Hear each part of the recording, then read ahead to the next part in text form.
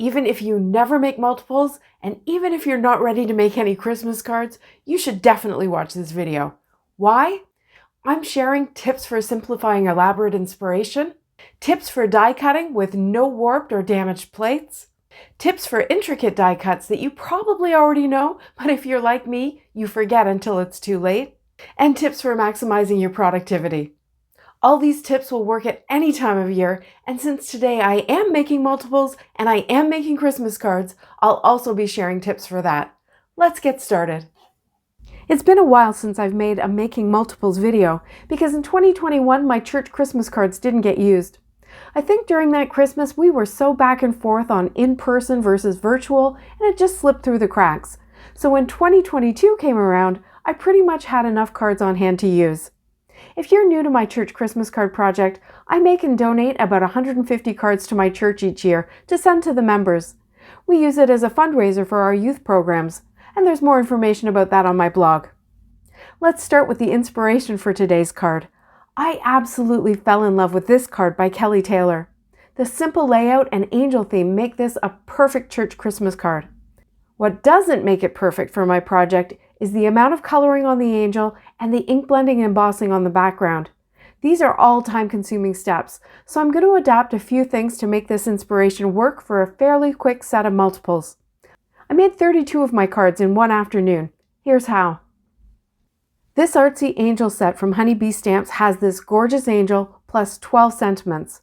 One of them is really more for the inside of the card, so I won't be using that, but my idea is to use all 11 of the other ones, die cut and stamp them all at once, so even though my cards won't all be identical, I won't be trying to stamp and die cut the same stamp 32 times. This should save some time. I was pleasantly surprised to find that all 11 of these dies fit onto a quarter-size panel of cardstock. I was thinking I might need to use a half sheet. It took me a second or two to get them all organized so that they fit without being too close to each other or to the edge of the cardstock, and then I started taping them with some low-tack tape. What I'm trying to do here is kind of make the 11 dies into one big die, and it's much easier to work with if the dies aren't able to move around while you're popping out the die cuts or moving the grouping to the next piece of cardstock. Since I had it out and I was already doing this, I ended up cutting 4 sets rather than the 3 that I would need. I'm always happy to have leftovers, and we'll talk about that a little later. And in the end, I decided that the Blessings to You sentiment felt like it wasn't really Christmassy enough, so I was able to use some of the others I like better and leave the blessings for other occasions. The next step is to stamp all these sentiments. I used one of the pieces of cardstock as my template, and I put it into my mini MISTI. It's stuck onto a sticky mat, but you can use magnets to make this work as well. Then I lined up each stamp in its corresponding hole. I was really trying to center it perfectly, and I spent quite a few minutes on this. Then I stamped the first one with black ink, and before I moved on to the second, I took a look and I saw that the Gloria wasn't really lined up properly. Either I didn't do it right in the first place or it moved somehow. So I lined it up again, and I'll be short one of those Glorias, but that was another good reason for making 4 sets instead of just 3. If anything goes wrong, I won't be short on sentiments. I don't know if you remember when I made my own stamp cleaner block a while ago by cutting up an old scrubber and attaching it to an acrylic block, but obviously someone at Hero Arts was on the same wavelength and came up with a more professional one. The problem with mine was that once the adhesive between the scrubber and the block got wet, it just didn't last, so I'm hopeful that this one doesn't have that same problem. This is definitely my preference for cleaning stamps rather than a chamois. I just don't like the feel of a cold, wet chamois. For the angel, I can see that I can fit 2 of them on a panel of white cardstock. So I counted out 16 panels, and for a couple of them, I cut 2 from each. Then my brain kicked in, and I realized that obviously I can't cut 2 angels at once since I only have 1 die. So I decided that since I had to make 32 passes through my machine anyway, I would use the other part of each piece of cardstock to build up my die-cut word inventory. So I went back and counted out 16 more panels. I'm also at the point where I probably need to replace my cutting plates, and I remembered that last year I bought the iCrafter Magnetic Pro Deck. This is a rigid, self-healing magnetic mat, and honestly I can't remember why I'm not using it already. I took a minute and figured out my sandwich, which is a green double-sided Gemini mat. This acts like a shim. Then the iCrafter Magnetic Deck, cardstock and die with the cutting edges facing into the deck, and then a Gemini cutting plate acting as a top plate. I don't need to use any tape because the deck is magnetic and the dies won't shift. So as I did my 32 passes through my Gemini, I learned, or really more reminded myself of a couple of things. First of all, there's no trouble at all cutting simple shapes like the angel, as you would expect. I found that by building my sandwich in the normal way and then turning it upside down as I put it into my Gemini Junior with the cutting edges up, I got cleaner cuts. I also found that if I place my panel on a slight angle, then put my word dies on the plate so that they run north-south rather than east-west on the plate, then even the most intricate of them, this new Hero Arts Merry Christmas that I mentioned in last week's video, came out clean and very easy to pop out. This deck did not warp at all, and it is truly self-healing. After 32 passes through, this thing still looks like new. Before I move on, here's the results of all my die cutting. 32 angels up there in the top left, plus about 25 word die cuts of some of my most used word dies that I can put away in my box and use in the future. Having to pop the words out of their panels did take a little longer than it would have if I had just cut out the angels, but I think this was time well spent. Next, it was time to stamp the angels. I stamped the angels the same way as the sentiment. I lined up the stamp in the template and then used my Eclipse black ink from Maker Forte to stamp them all. I could have heat embossed these, but I really wanted to spend my time on the night sky backgrounds, which we'll get to in a minute. Now when I put away my set, I left the dies taped together and I included the 2 die cut templates in the pocket. This is something that I know my future self is going to appreciate next time I want to use this set to make multiples.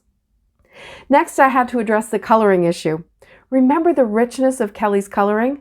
I thought for a minute about leaving them just black and white, but then I remembered learning from Daniel West a very simple coloring method that he calls storybook coloring. I grabbed 4 pale colors of Copic markers and I used them to add just lines of colors along the lines and edges of the angel image. There's very little precision needed here. You really can't go wrong. Once I had the first angel the way I liked her, then I went assembly line style and I did all the wings in yellow, all the dresses in blue, all the faces with beige, and finally all the hair with tan. It's nothing like Kelly's, but I think this little bit of color really adds something to the angel. Kelly's background has that gorgeous texture from the Kaleidoscope embossing folder. I didn't want to do another 32 passes through my die cutting machine, but I did want a similar look, and I wanted to add some shimmer or sparkle since these are Christmas cards. So I grabbed my 8x10 inch gel plate and this 6x9 inch driven snow stencil from a Colorful Life Designs. 6x9 inches will give me 2 panels for my card fronts, so I'll focus in the center of the gel plate. I grabbed 5 colors of shimmer paint, a lime green, bright pink, fuchsia, turquoise, and dark blue, and got to work. I wanted a mix of colors that we often see with galaxy sky backgrounds, with a darkness, and also with the texture from the stencil. I started by making a colorful layer of paint on the paper. Then I added a thin layer of that darker blue onto the plate, and I put the stencil on top. I put my colored sheet down and picked up the paint through the stencil by rubbing my hand and then my brayer over it. Then I removed the stencil, picked up the remaining paint on another clean sheet of paper. Then I just kept going and going and going. I alternated between sheets of solid color and then adding the stenciled pattern.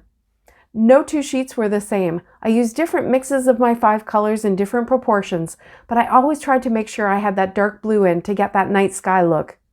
I love the look of these shimmery paints, and when I got to the end and I had all the panels I needed, I added colors to the center and then took one final full sheet print to try and remove most of the paint from the plate. I'll keep this print for some future cards and leave the rest of the paint on the plate to create some surprises for my next gel plate session. Here's a quick look at all 32 of my backgrounds. I think they're stunning. Of course, if you're in a rush, you can use patterned paper or colored cardstock. Or another option would be to spend more time on the angels and maybe color them more, and less time on the background. Finally, I did my card building and assembly. This is one place where I do use colored cardstock. I still have a bit of it on hand down in my basement, and I'm slowly using it up with these church Christmas cards. They're a nice weight for a card base, and since we add an insert rather than a stamped or written sentiment to the inside, it's fine to use a dark color like this gray. I cut them all up, scored them, stamped them with my personal stamp, and then I folded them. I spent about an hour assembling the cards once I had all the pieces together. Let's add in about half an hour for cleanup, and in total, these 32 cards took me about 6 hours.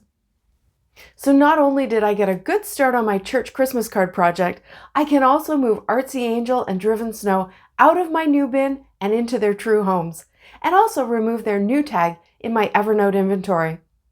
Plus, I rediscovered my magnetic self-healing cutting plate, so I'm excited to continue using that. Thanks so much for watching. See you next time.